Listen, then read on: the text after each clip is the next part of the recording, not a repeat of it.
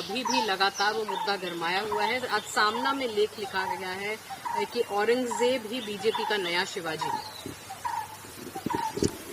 देखिए, ऐसा है कि जो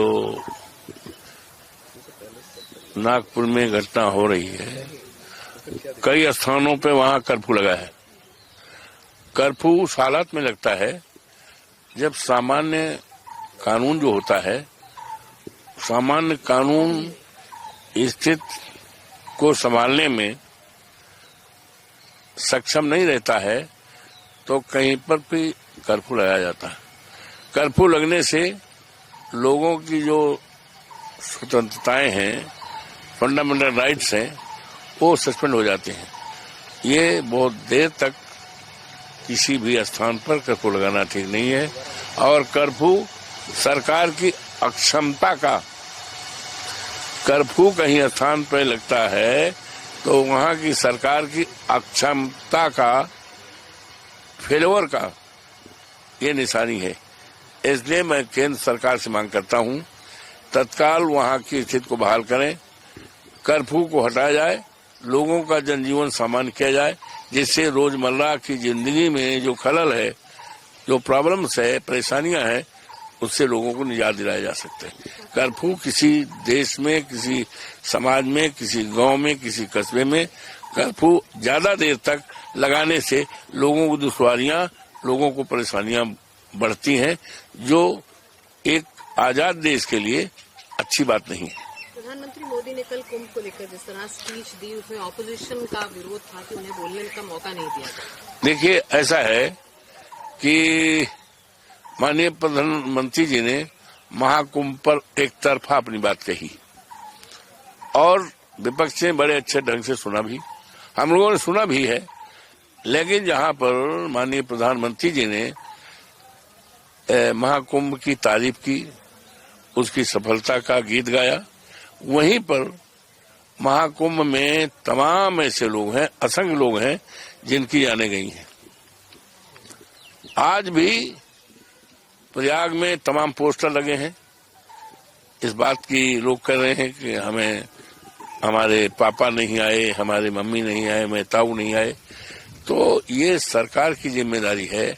और जिस समय माननीय प्रधानमंत्री जी महाकुंभ के बारे में इस देश को अच्छाइयां बता रहे थे, तो वहीं पर उनको ये भी बताना चाहिए था कि महाकुंभ के रहते और चलते इतने लोगों को जाने गई हैं, इतने लोग जाम में फंसे, इतने लोग परेशानी में रहे, इतने दिनों इतने जगह जगह आगे लगी। ये तमाम चीजें उनको कहना चाहिए था और विपक्ष को इस पर चर्चा का मौका देना चाहिए। विपक्ष अगर चर्चा देता तो विपक्ष के द्वारा बहुमूल्य सुझाव दिए जाते। बहुमूल्य सुझाव वो होते कि ये महाकुंभ कोई नया तो है नहीं कि इन्होंने ही शुरुआत किया है। महाकुंभ तो हमारी सरकार थी, माननीय नेताजी इस उत्तर प्रदेश के मुख्यमंत्री थे, हम उनके साथ थे, 3 बार वो मुख्यमंत्री थे, माननीय अखिलेश जी थे और महाकुंभ का इतना बेहतरीन इंतजाम किया गया था कि दुनिया के लोगों ने सराहा था। एक चिड़िया भी नहीं दबी, एक चिड़िया भी दबने की कहीं खबर नहीं। आज तो महाकुंभ में जगह जगह जाम, हमारे अयोध्या तक लाखों लोग भीड़ में फंस गए थे, जाम में फंस गए थे, सड़कों के किनारों पड़े रहे, धूप में पड़े रहे, जाड़े में पड़े रहे, परेशानी में पड़े रहे। और यहाँ तक कि महाकुंभ का असर इतना रहा, दिल्ली में ट्रेन पे स्टेशन पे लाठीचार्ज हुआ, दर्जनों लोग मौत के मुंह में गए, तमाम लोग घायल हुए, आज भी अस्पतालों में हैं। तो ये केवल महाकुंभ में बद इंतजामी का नतीजा था, जिसके कारण इस तरह की जाने गई, इस तरह लोग जाम में फंसे रहे, परेशानी बना रहे।